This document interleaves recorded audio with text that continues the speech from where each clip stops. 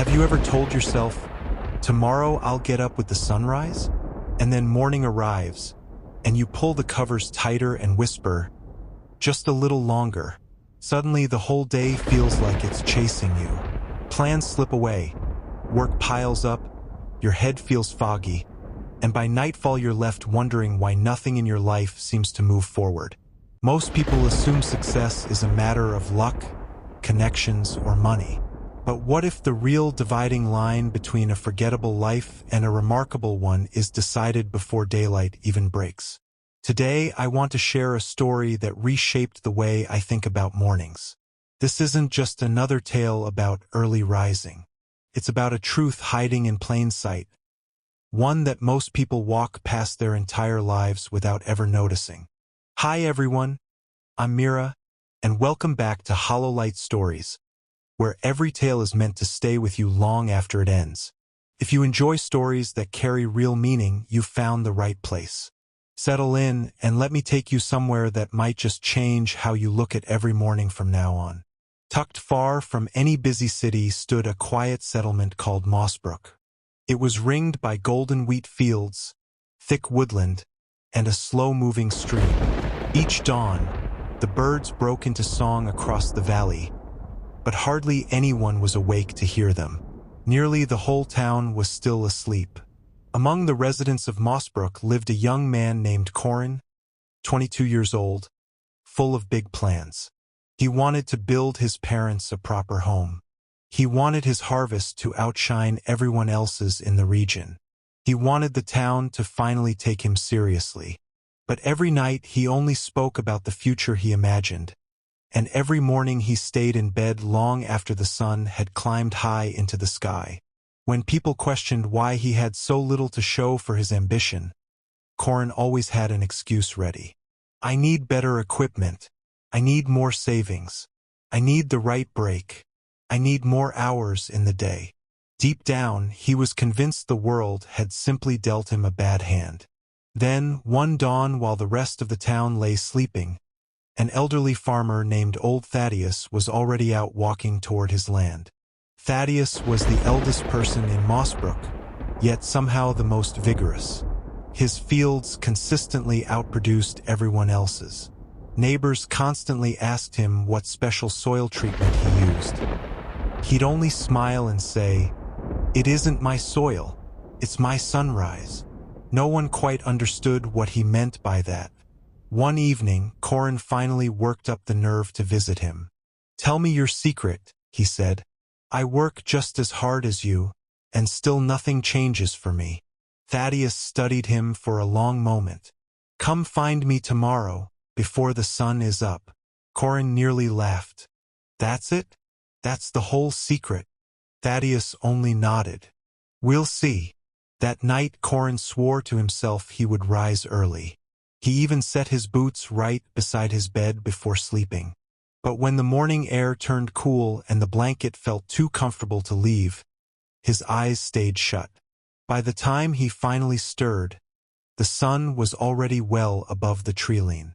He hurried to Thaddeus's house, apologizing. Thaddeus only smiled. "You've already missed the lesson for today." The next evening, humiliated, Corin tried again, same routine, same failure. On the third attempt, he even asked his younger brother to shake him awake. His brother tried again and again, while Corin mumbled, "Just 5 more minutes," until the window showed daylight once more. Thaddeus never scolded him. He simply said one thing: the first fight of any day isn't against the world. It's against yourself. Those words wouldn't leave Corin's mind. That night, he changed his approach entirely. Instead of just promising himself he'd wake up, he went to bed hours earlier than usual.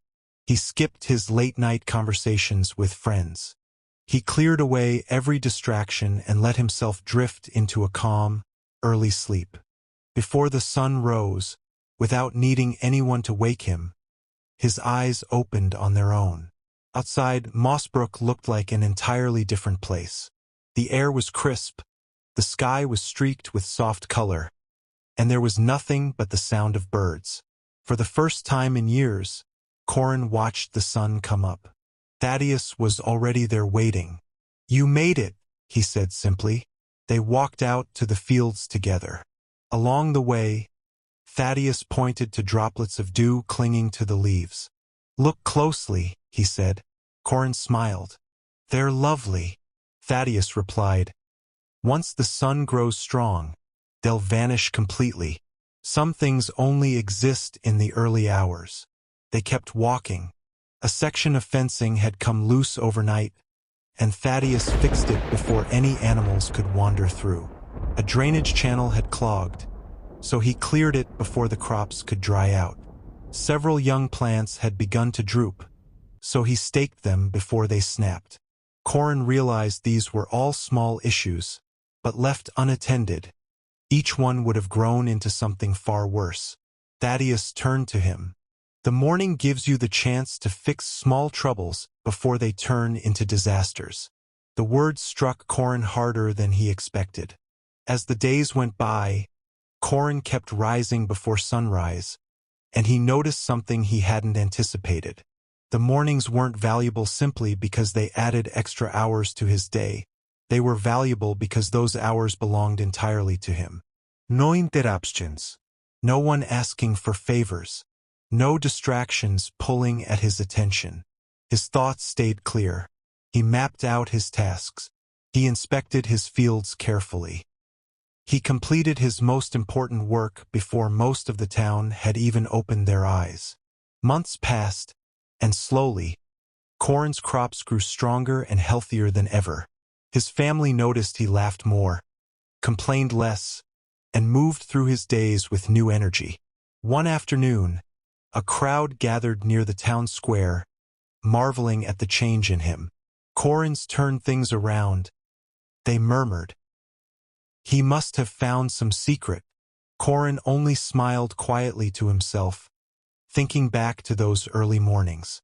Luck had nothing to do with any of it. Sometime later, a stranger passed through Mossbrook and asked a simple question. "Who is the wealthiest person in this town?"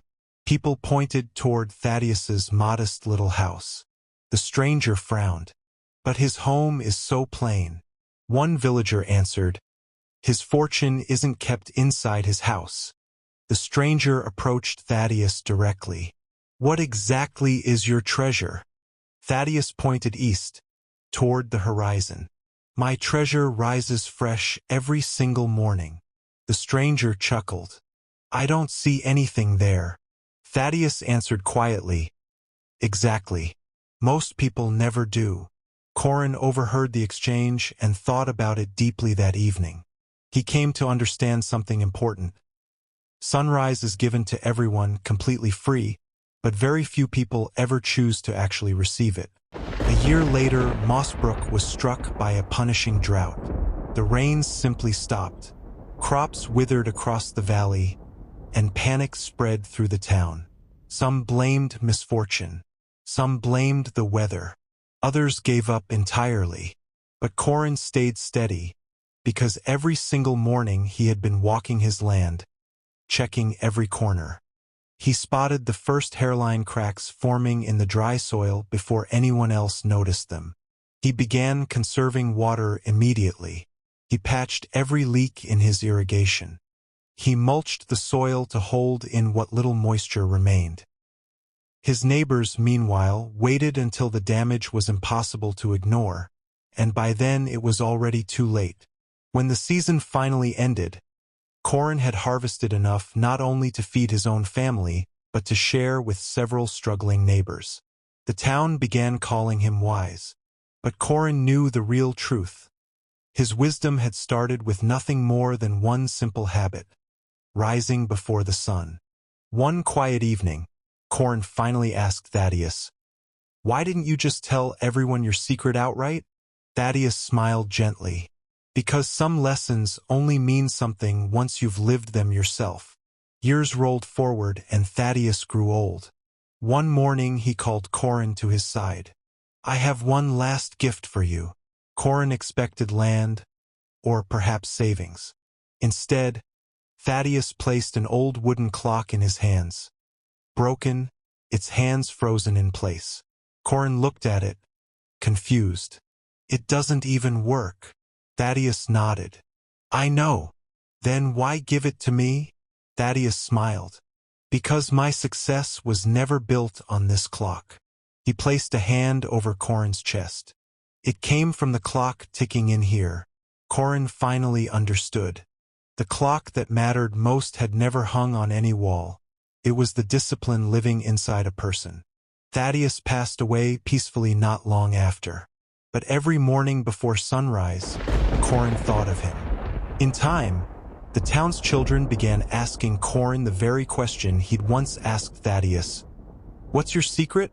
Corin never spoke of magic or fortune. He simply told them, meet me tomorrow before the sun comes up. Many never showed. Some came once and disappeared. But a few stayed, and those few went on to transform their own lives. Years later, Mossbrook became known throughout the region for its thriving farms and its hard-working people. Travelers assumed the soil there was simply better. But the real answer was far simpler than that. The town had learned to honor the earliest hours of the day. The richest harvest never started in the fields. Started at sunrise, and that was the real secret all along. Now let me speak with you for a moment.